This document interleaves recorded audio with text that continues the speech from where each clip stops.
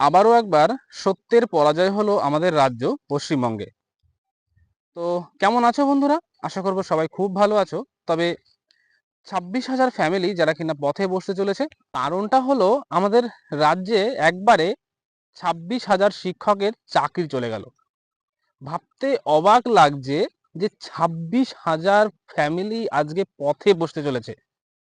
আর সবথেকে খারাপ বিষয় হলো যে আমাদের শিক্ষার যে কাঠামো, পরিকাঠামো সেটা আজকে কোথায় যেতে চলেছে ভাবতে পারছো?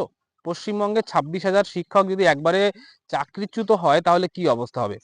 তো যাই হোক, যে কোশ্চেনগুলো আমার মানে মনের মধ্যে সবসময় সেই মানে এই খবরটা পাওয়ার পর থেকেই আমার কাছে মানে জল করছে, যেগুলো হলো যারা কিনা দুর্নীতি করেছিল, কিছু সংখ্যক ক্যান্ডিডেট, তারা কাদের কাছে টাকা দিয়েছিল, কাদের মদতে তারা এই টাকা দিয়ে চাকরি পেয়েছিল, সরকার কেন তাদেরকে শনাক্ত করছে না?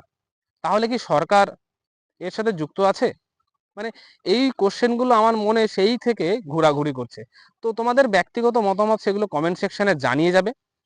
আর সত্যি আমাদের পশ্চিমবঙ্গের এমন কোনো রিক্রুটমেন্ট নেই যেখানে দুর্নীতি হয় না। সত্যি মানে এটা ভাবতে অবাক লাগে, এমন একটা রাজ্যে আমি জন্মগ্রহণ করেছি যেখানে অ্যাসপিরেন্টরা যারা কিনা কষ্ট করে পড়াশোনা করছে তাদের কোনো ভ্যালু নেই, টাকার বিনিময়ে চাকরি পাওয়া যায়।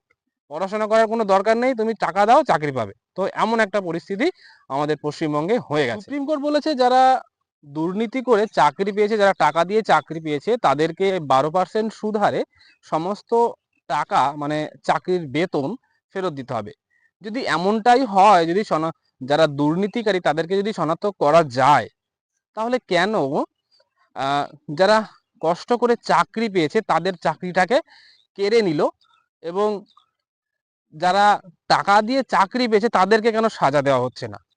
বা যারা টাকা নিয়ে চাকরি দিয়ে দিল তাদেরকে কেন সাজা দেওয়া হচ্ছে না?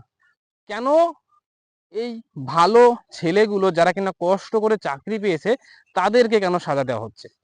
তাদের ফ্যামিলি আজ যে কোথায় যাবে, তারা কি করবে ভাবতে পারছো?